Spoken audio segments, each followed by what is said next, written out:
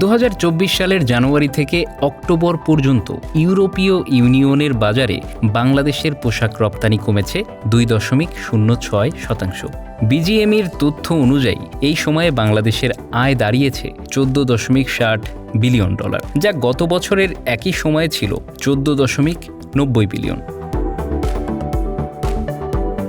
শুধু বাংলাদেশ নয়, অন্যান্য শীর্ষ পোশাক রপ্তানিকারক দেশগুলো নেতিবাচক প্রবৃদ্ধির মুখোমুখি হয়েছে। ইউরোপীয় ইউনিয়নের মোট পোশাক আমদানি 2.02% কমেছে।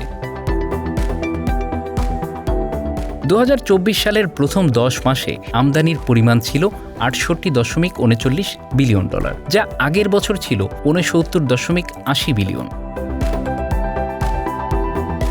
বাংলাদেশের ঘনিষ্ঠ প্রতিদ্বন্দ্বীরা এই সময়ে তুলনামূলকভাবে ভালো করেছে। ভিয়েতনামের রপ্তানি আয় বেড়েছে 0.21%, কম্বোডিয়ায় 15.96% এবং পাকিস্তানের 8.69%। অন্যদিকে চীন ও ভারতের মতো বড় রপ্তানিকারক দেশগুলো নেতিবাচক প্রবৃদ্ধির শিকার হয়েছে। চীনের রপ্তানি আয় 1.64% কমে দাঁড়িয়েছে $18.87 বিলিয়ন এবং ভারতের আয় কমেছে 0.69%।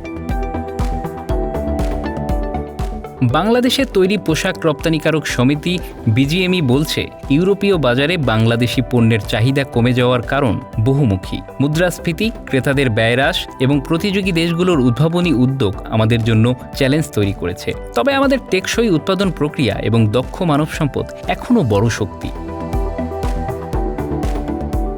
তবে ইউরোপীয় বাজারে নেতিবাচক প্রবৃদ্ধি সত্ত্বেও বাংলাদেশের পোশাক শিল্পে সম্ভাবনা এখনও উজ্জ্বল। এটি বিশ্বের অন্যতম পরিবেশবান্ধব শিল্প হিসেবে পরিচিত।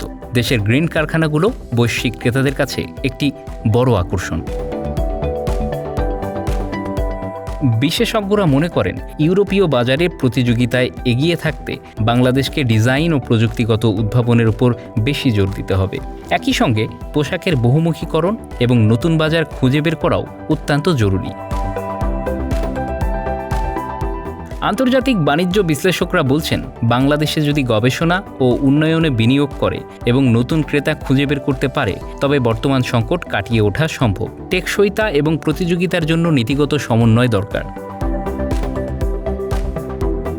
অন্যদিকে বৈশ্বিক মন্দা এবং ইউরোপীয় ক্রেতাদের ব্যয়ের সীমাবদ্ধতার প্রভাবও বিবেচনা করতে হবে। প্রতিযোগী দেশগুলো যেমন ভিয়েতনাম, কম্বোডিয়া এবং পাকিস্তান তাদের উৎপাদন প্রক্রিয়া দ্রুত আধুনিক করছে, যা বাংলাদেশের জন্য নতুন চ্যালেঞ্জ তৈরি করছে।